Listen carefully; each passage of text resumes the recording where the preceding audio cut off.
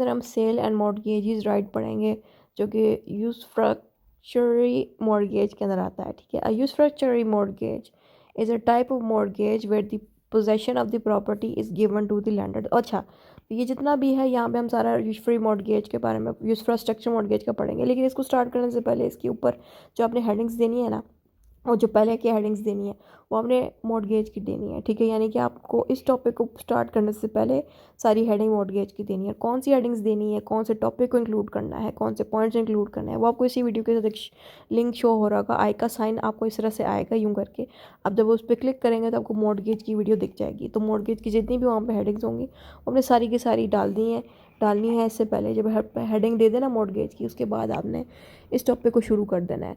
Heading डालने का फ़ायदा ये होता है ना मॉर्गेज की, कि आपको अगर यूसफ्रास्ट्रक्चर मॉर्गेज भूल जाता है, थोड़ा सा ही याद रह जाता है, तो आपको हेडिंग्स और अगर इंक्लूड करनी पड़े तो मॉर्गेज की सारी हेडिंग्स एक दफ़ा स्टार्टिंग में दे दें, बाद में आप उस टॉपिक को शुरू करें जैसे जो वो पूछ रहे हैं एग्जाम में। जैसे अगर उन्होंने एग्जाम में पूछा है sale and mortgage is right under the usufructuary mortgage, आप इसको स्टार्ट करने से पहले मॉर्गेज की हेडिंग दें, देन आप इस टॉपिक को स्टार्ट करें। ठीक है, इससे आपको काफ़ी हेल्प भी होगी और टॉपर्स भी इसी तरह ही पेपर देते हैं।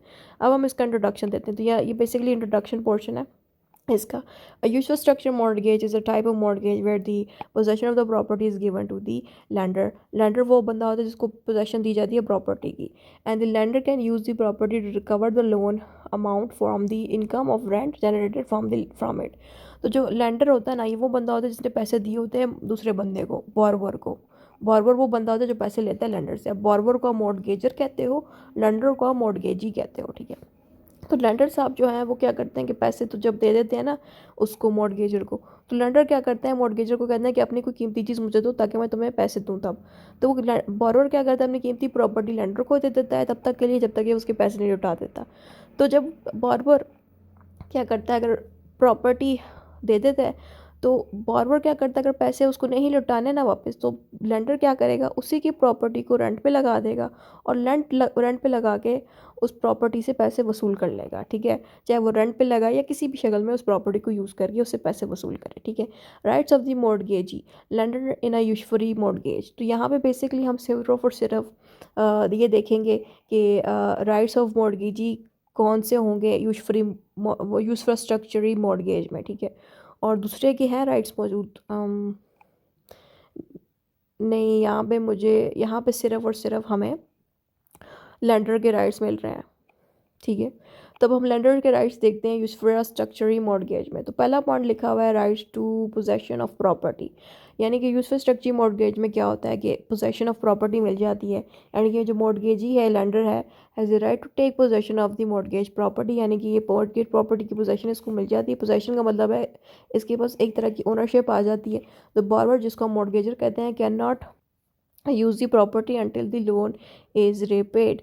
यहाँ पे बताया जा रहा है कि जो बॉरोवर है ना, वो मॉर्गेजर की जो प्रॉपर्टी होती है, यानी कि जो बॉरोवर है, जो मॉर्गेजर है, वो प्रॉपर्टी को यूज़ नहीं कर सकता जब तक कि वो लोन की अमाउंट पे बैक नहीं कर देता। ठीक है, नेक्स्ट हेडिंग इज हमारे पास rights to earn income from property. The mortgagee can collect rent और income from the property.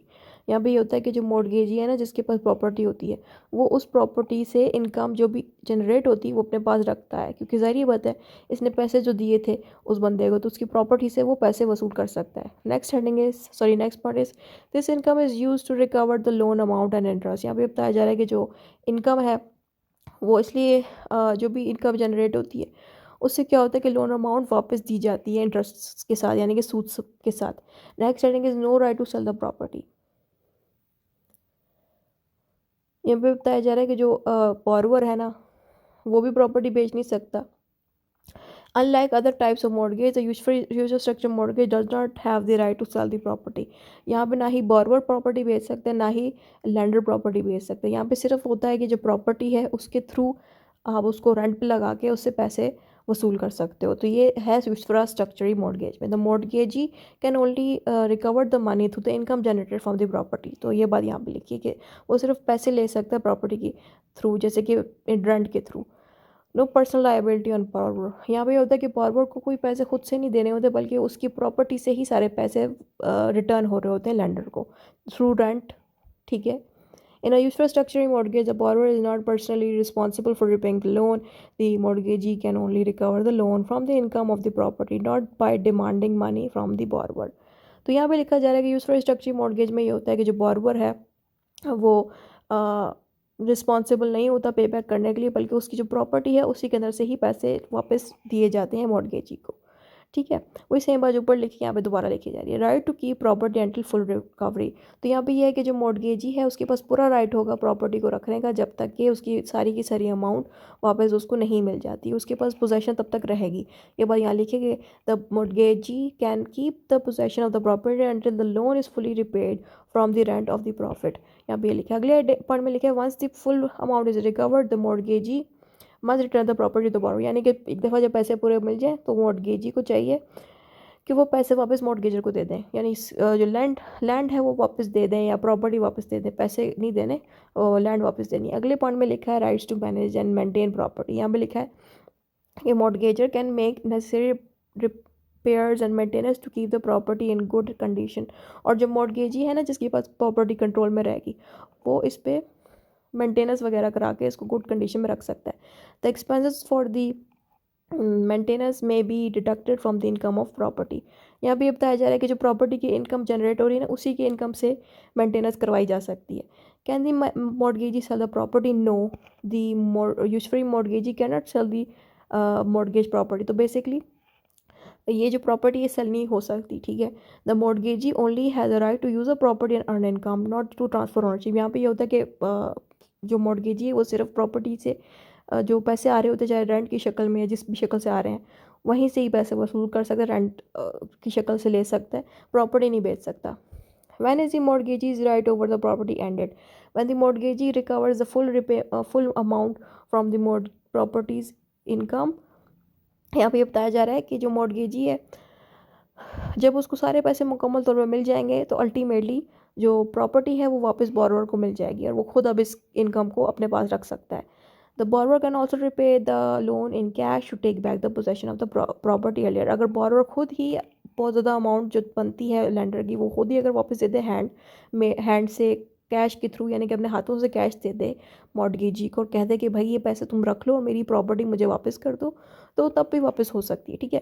Conclusion में आपने लिखना है यूजफुल स्ट्रक्चरिंग mortgage gives the mortgagee the right to possess and earn income from the property but not right to sell it. The mortgagee's right continues until the loan is fully paid. वही same बात जो हमने ऊपर पढ़ी हुई यहाँ पे लिखी कि यूजफुल स्ट्रक्चरिंग मॉर्गेज में ये होता है कि मॉर्गेजी के पास राइट होता है कि वो प्रॉपर्टी से जितने भी इनकम जनरेट होती है, पैसे जनरेट होते हैं, अपने पास रख सकता है तब तक के लिए जब तक कि उसकी सारी पेमेंट उसको मिल नहीं जाती, लेकिन उसके पास राइट नहीं होता कि वो इस प्रॉपर्टी को सेल कर सके, ठीक है। एक दफ़ा जब पैसे मुकम्मल मिल जाए तो वो प्रॉपर्टी वापस बेच देता है, वापस दे देता है मॉर्गेजर को, ठीक है, जिसकी प्रॉपर्टी थी वो। बस इतना ही सही इस टॉपिक में लिखना था आपको। That's it.